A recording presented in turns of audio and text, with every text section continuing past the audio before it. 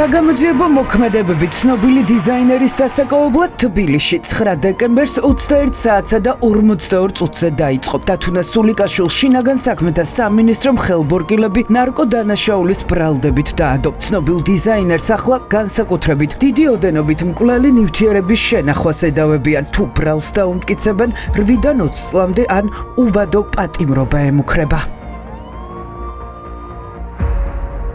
შაბათის ეთერის მიერ მოპოვებული პოლიციის ფაილებით გინდება, რომ ცნობილი დიზაინერი შინაგან საქმეთა სამინისტროს სამიზნე 9 დეკემბერს იმ დროს გახდა, როდესაც ერთ-ერთი სავაჭრო ცენტრიდან მეგობართან გიორგი ჩუთლაშვილთან ერთად გამოვიდა და ტაქსი გააჩერა. მე და დათუნა სულიკაშვილი ვიმყოფებოდით ვარკეთილში სავაჭრო ცენტრ East Point-ში. როდესაც შენობიდან გამოვედით, დათუნამ გამოიძახა ტაქსი. ჩვენ ჩავსხედით ტაქსში და დავიწყეთ გადაადგილება. მოულოდნელად აგვედევნა საპატრულო პოლიცია და ავტომობილის გაჩერება მოგთხოვეს. სამართალდამცველებმა დაიწყეს ჩვენი ვინაობის დადგენა. გამოძიებისთვის მიცემულ ჩვენებაში მოწმე გიორგი ჩუთლაშვილი ამბობს, რომ რამდენიმე მეტრი ჰქონდათ გავლილი, როდესაც მოულოდნელად ტაქსს, რომლითაც დათუნა სულიკაშვილთან ერთად გადაადგილდებოდა, საპატრულო პოლიცია აედევნა. სამართალდამცველებმა ჯერ მძღოლი გადაამოწმეს, შემდეგ კი მგზავრები. პოლიციის დანახვაზე დათუნა ძალიან ანერვიულდა. მე გამიკვირდა. შემდეგ სამართალდამცველებმა გკითხეს ყველას, გქონდა თუ არა რამე კანონს საწინააღმდეგო. მე და ტაქსის მძღოლმა ვუპასუხეთ, რომ არაფერი არ ჰქონდა. თუმცა დათუნამ უთხრა, რომ ჰქონდა ნარკოტიკული საშუალება და შარლის წინა მარჯვენა ჯებიდან ლენტებში გახვეული რაღაც ამოიღო. პოლიციამ მისი დაკავება დაიწყო. ანალოგიურ ჩვენებას აძლევს პოლიციას ტაქსის მძღოლი გოჩა მამულაშვილიც. როდესაც ჩვენი ჩხრეკა დაიწყო, პოლიციამ ჩვენ არაფერი გქონდა. ჩემი მგზავრებიდან ერთ-ერთმა კი სამართალდამცველებს თავად წარუდგინა ლენტში გახვეული რაღაც ნივთიერება. შემდეგ პოლიციამ შეადგინა ოქმი და დააკავეს. მოწმეების ინფორმაციით დათუნა სულიკაშვილმა სამართალდამცველებს აკრძალული ნივთიერება თავად გადასცა, მაგრამ ამ გარემოებას საეჭვოს თავად დიზაინერის მიერ მიცემული ჩვენება ხდის. გამოკითხვის ოქმში, რომელიც წინასწარი მოთავსების იზოლატორშია შედგენილი, უკანონო ნივთიერების ფლობას თავად დიზაინერი არ ადასტურებს და დუმილის უფლებას იყენებს. ვიცი რაშიც მედება ბრალი, მაგრამ ამ ეტაპზე ვიყენებ ჩემთვის კანონით მონიჭებულ დუმილის უფლებას. ვერსიას, რომ დიდი ოდენობით ნარკოტიკული ნივთიერება დათუნა სულიკაშვილმა პოლიციას თავად გადასცა, მისი მეგობრები გამორიცხავენ. შაბათის ეთერთან ინტერვიუში დიზაინერის გარემოცვის წევრი ბუკა კარტოზია ამბობს, რომ ნარკოტიკული ნივთიერება სამართალდამცველებმა ტაქსში იპოვეს და ვარაუდობს, რომ ის სულიკაშვილს არ ეკუთვნოდა. იქვე ადგილზე რა ინფორმაციას მომაწოდა გიორგი ჩუთლაშვილმა, ის იყო, რომ პოლიციამ ნარკოტიკი ამოიღო მანქანიდან და არავის ჯიბიდან მას არ ამოუღია, ეს იყო მანქანიდან ამოიღეს ეს ნარკოტიკი და მაინტერესებს რატომ გადაწყვიტა პოლიციამ, რომ ეს იყო დათუნასი და რატო წერია თვითონ რომ მან ჯიბიდან ამოიღო ეს ანუ ფალსიფიცირებულია ეს ნაწილი, ეს უკვე ფალსიფიცირებულია. ისინი ამბობენ, რომ დათუნამ თავად ამოიღო ჯიბიდან და ეს არის ტყუილი, ესე ვიცი მე გიორგი ჩუთლაშვილის არაერთგზის მოყოლით ამ პროცესის. ბუკა კარტოზია დარწმუნებულია, რომ დათუნა სულიკაშვილის დაკავება წინასწარ კარგად დაგეგმილი სპეცოპერაცია და ვარაუდობს, რომ პოლიცია მის კვალზე ინფორმატორის მეშვეობით გავიდა. ესე მგონია, რომ ის არის შეკრული პოლიციასთან და ძალიან კარგად 40 ძერ დამირეკა დათუნას ეძებდა იმ დღეს, რო არ ვიპოვნო, გავგიჟდებიო და დათუნამ რო ტელეფონი არ აიღო, თვითონ ფეხით მიაკითხა იმამდე, რა ქვია, სამსახურში მივიდა დათუნასთან და გააკეთა თავისი ჩაისვა მანქანაში, წაიყვანა, შეტენა ყველაფერი და თვითონ გამოვიდა აბსოლუტურად მშრალი ადამიანი, რომელიც როგორც თანამზრახველი ისე უნდა აიყვანათ, მოდი ესე ვთქვათ რა და ერთად იყვნენ ისინი. ის ხდება უცებ მოწმე, ცოტა ჩემთვის ეს არის გაუგებარი და დაუდგენელი. ანუ თქვენ ფიქრობთ, რომ ეს ნარკოტიკული ნივთიერება არ ეკუთვნოდა მხოლოდ დათუნას? მე ვთვლი კი არა, მე 100%-ით დარწმუნებული ვარ კი არა და ზუსტად ვიცი, რასაც ვლაპარაკობ, რომ ეს არ ეკუთვნოდა მარტო დათუნას. და არც ერთი ის, რაც ვთქვათ, შეიძლება მისი ტელეფონიდან ამოეღოთ შეძენის ფაქტები, ის დათუნას იქიდან ალბათ არის 10%. რატო შეიძლება, რომ პროკურატურამ სამჯერ ნასამართლები ადამიანის და ასეთი პრობლემების მქონე ადამიანში ეჭვი არ შეიტანო და მოწმედ დაიყენო, პროკურატურის სირცხვილია ეგეთი მოწმე.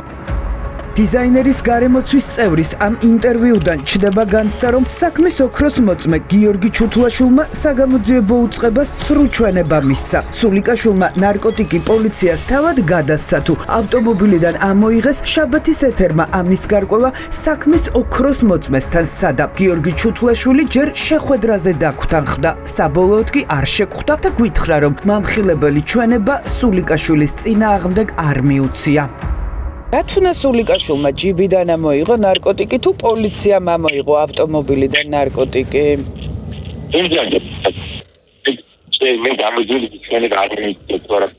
ანუ თქვენი ჩვენება დევს საქმეში და ანუ გაგიყალბეს თავად დაწერა პოლიცია?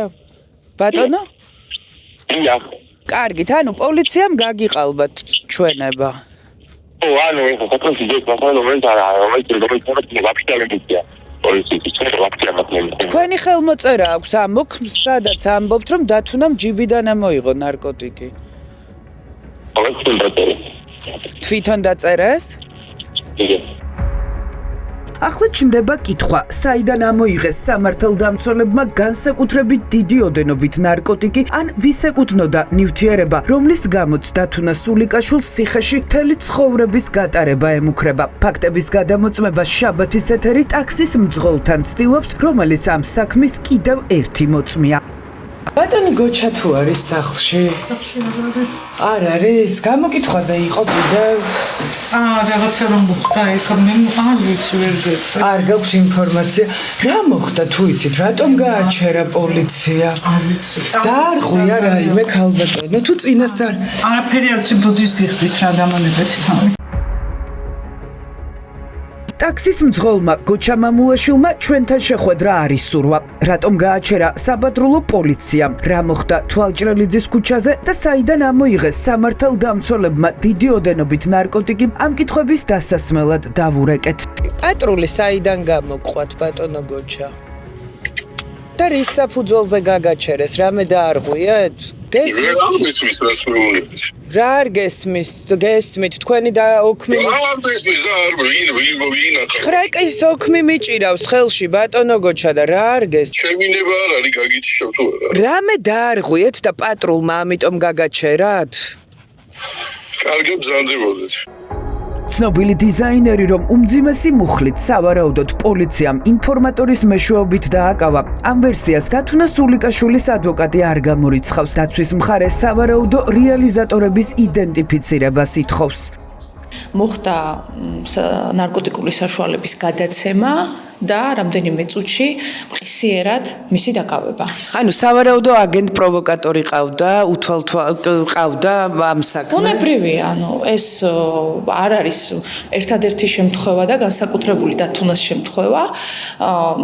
არიან რეალიზატორები, რომლებიც თანამშრომლობენ და შემდგომ იჭერენ მსხვერპლებს და ამ შემთხვევაში მოხდა ბრალieდება დათუნას ნარკოტიკული საშუალების უკანონო შეძენა შენახვაში. ამასთანავე დამძიმებულია მუხლი, რადგანაც ეს არის განსაკუთრებული დიდი ოდენობა და რადგან მომეტებული ინტერესია ამ საქმეზე საზოგადოების მხრიდან განმარტო.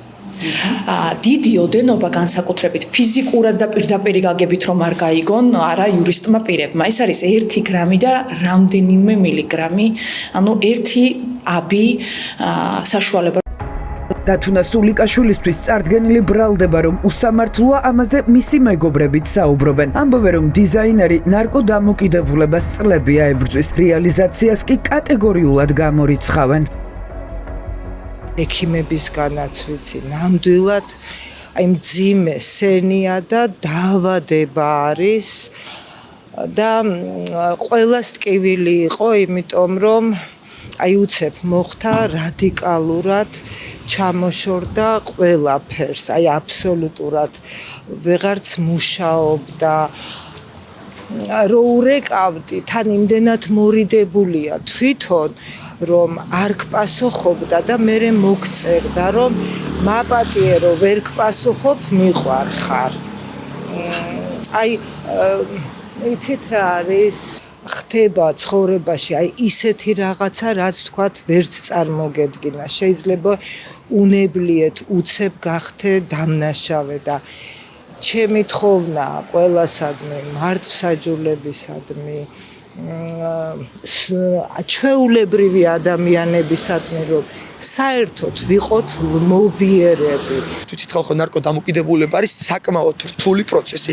ადამიანი მაგ დროს ფსიქიკურად არ არის ჯანმრთელი, როდესაც არის დამოკიდებული და თავის გაჭირვება ეყოფა და აქციულზე კიდე ადამიანს ციხლი აღარ უნდა დავარტყა. უბრალოდ ამის კიდე გადაკვალიფიცირება ის, რომ კიდე ვიღაცა რეალიზატორი იყო და არასწორი ინფორმაციის გავრცელება, ეს არის უფრო დიდი დადაშავა. შესაბამისად მე ვდგავარ აქ, იმიტომ მივაწოდო საზოგადოებას ის სწორი ინფორმაცია, რა სწორი ინფორმაციასაც მე პირადად ჩემი ყურით მოусმე სასამართლოზე და თუნდაც სასამართლოზე რომ მე შეეფარდა ორ თვიანი წინასწარი პატიმობა ედავებიან საკუთარი მომხმარებისთვის 1 გრამი ნარკოტიკის შეჯენა შენახვას და არა რეალიზაციას. წლების განმავლობაში ჩვენთვის მეგობრებისთვის ძალიან დიდი პრობლემა იყო დათუნას ეს მომხმარებლობა და ვებრძოდით და ერთხელ რო გითხე რაღაც გაგვიხარდა კიდევ ზაკავება რომ ამით ეგება მოვერიოთ მის პრობლემას. ის რო ეხა დათუნას რაიმე სხვა ლაკა დაედოს და ამხელა რეპუტაციული ზიანი მიყენდეს, მე მგონი ყოვლა დაუშვებელი არის ისედაც თავისი ამხელა პრობლემა აქვს ადამიანს ამდენი წელია ებძვის სამწუხაროდ უშედეგო.